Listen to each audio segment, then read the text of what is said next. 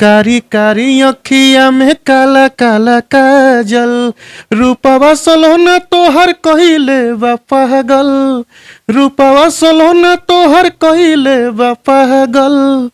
कारी कारी अखिया में काला काला सोनी कपड़ा रहे कॉटन के, जौवन चिपकल रहे बदन से, तो कीन दिए राजा जी कुरुती काला रंग। नमस्कार, मैं किशन कुमार हूं और आप देख रहे हैं अपना उठ।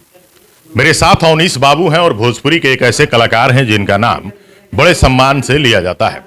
मेरे साथ मौजूद हैं और आज एक खास वजह भी है।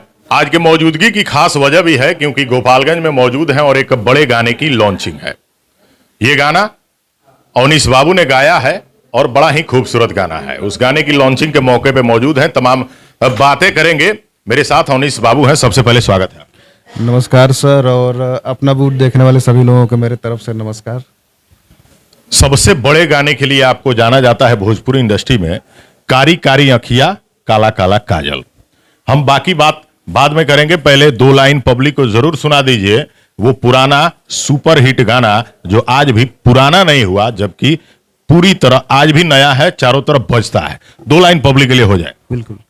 कारी कारी अखिया में काला काला काजल, कारी कारी अखिया में काला काला काजल, रूपवा सलोना तोहर कहिले बा पागल, रूपवा सलोना तोहर कहिले बा पागल। कारी कारी अखिया में काला काला काजल। क्या बात है। इस गाने को आप लोगों ने सुना होगा और तमाम जितने बड़े फंक्शन होते हैं वहां पर इस गाने को आप सुनते होंगे। अवनीश बाबू ने अपनी आवाज दी थी इस गाने को और 500 से भी ज्यादा मिलियन इस गाने पे व्यूज है। ये उस टाइम में व्यूज आए थे जब लोगों को 100 मिलियन भी पता नहीं था।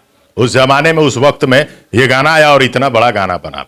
आज एक नए गाने की लॉन्चिंग है गोपालगंज में। ये गाना कुर्ती काला रंग के जो गाना है ये आपने गाया है और ये गाना बड़ा ही खूबसूरत लगा, हम लोगों ने सुना।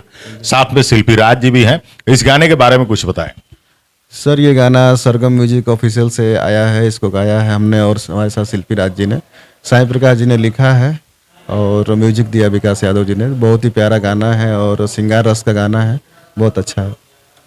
अवनीश जी, लोग बड़ा इंतजार करते हैं कि कभी अवनीश बाबू उस तरह के गाने नहीं गाए जिन पर कभी कोई इल्जाम लगे, लोग कहें कि आप दुअर्थी गाना गा दिए।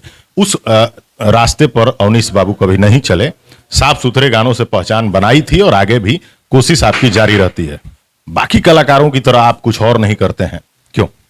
सर देखिए, पहले तो मेरा जो एजुकेशनल बैकग्राउंड है, फैमिली में जो लोग हैं सारे पढ़े लिखे हैं, और जब आप समाज में पढ़े लिखे होते हैं तो आपका एक दायित्व भी हो जाता है कि समाज के साथ आप न्याय करें, ना कि आपको ये दिखे कि आपको फेम दिखे, आपको पैसा दिखे। क्योंकि आप जो भी काम कर रहे हैं समाज कल्याण के नहीं कर रहे हैं तो आपका पढ़ाई व्यर्थ है, आपका जीना व्यर्थ है। तो इसलिए आप जो भी काम कीजिए सोच समझ कीजिए और जन कल्याण का काम कीजिए। मतलब ये जो आजकल चल रहा है ढोड़ी चोली वाले जितने कलाकार हैं भाई साहब, आप ये जरूर जान लें कि अच्छे गानों से भी पहचान बनाई जा सकती है।